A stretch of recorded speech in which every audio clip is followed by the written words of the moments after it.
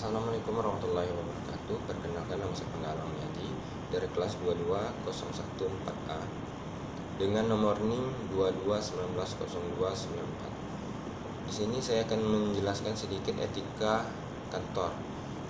Kata etika sering disebut dengan istilah etik atau ethics yang mengandung banyak pengertian. Dari segi etimologi, istilah etika berasal dari kata Latin ethicus dan dalam bahasa Yunani disebut etikos, yang berarti kebiasaan. Etika juga disebut ilmu normatif yang dengan sendirinya berisi ketentuan-ketentuan, norma-norma, dan nilai-nilai yang dapat digunakan dalam kehidupan sehari-hari. Etika merupakan cabang filsafat yang mempelajari pandangan-pandangan dan persoalan-persoalan yang berhubungan dengan masalah kesusilaan. Dan kadang-kadang orang memakai istilah filsafat etika, filsafat moral, dan filsafat susila. Dan kadang demikian dapat dikatakan bahwa etika ialah penyelidikan filosofi mengenai kewajiban-kewajiban manusia dalam hal-hal yang baik dan buruk.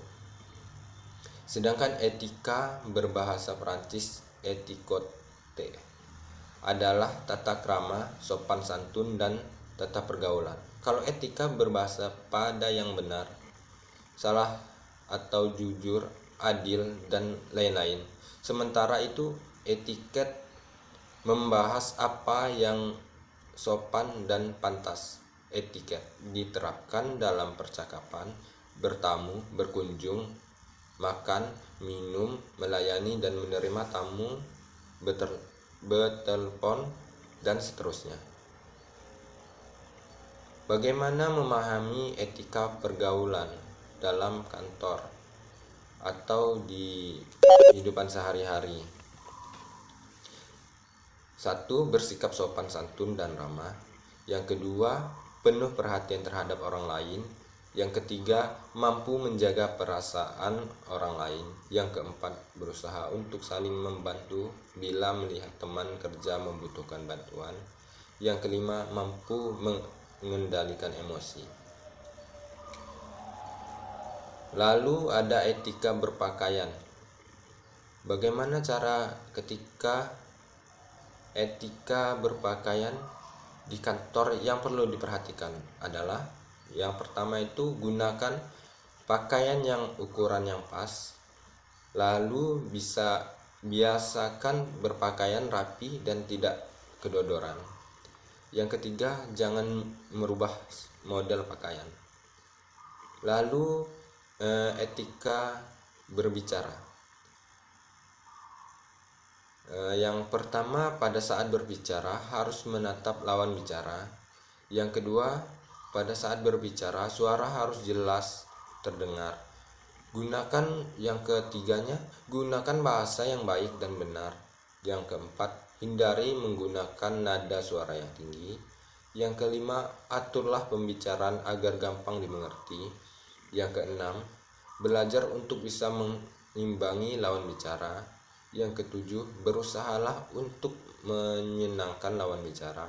Yang kedelapan, ciptakan selang sekali waktu rasa rumor.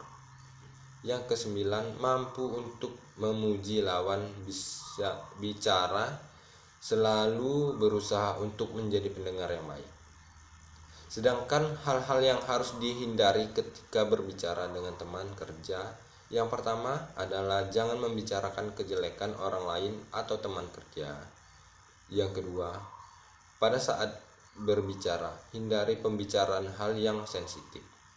Yang ketiga, jangan memotong pembicaraan orang lain. Yang keempat, jangan monopoli pembicaraan.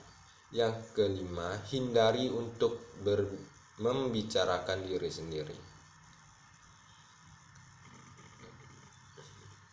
Berikut yang sederhana dalam dihormati oleh rekan kerja. Jadikanlah teman sekerja sebagai mitra pekerja, tetapi jangan menganggap teman kerja sebagai pesaing. Yang kedua, tumbuhkan rasa saling membantu satu sama lain.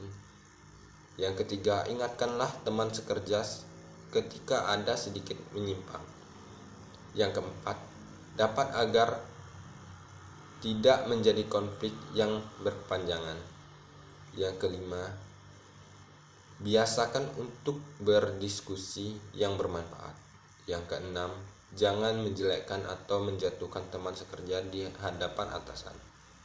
Yang ketujuh, hargai setiap teman sekerja sebagai manusia yang bermartabat.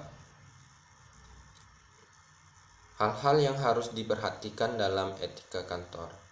Yang pertama itu sosialisasi, yang kedua berbicara dengan jelas, yang ketiga hati-hati berkomentar, yang keempat kompromi, yang kelima mempengaruhi orang lain. 6. Hadapi masalah. 7. Tidak mudah terpancing. 8. Jangan takut perubahan. Yang kesembilan, lepaskan ego. Sekian dari penjelasan saya, kurang lebihnya saya mohon maaf. Wabillahi taufiq wal hidayah. Wassalamualaikum warahmatullahi wabarakatuh.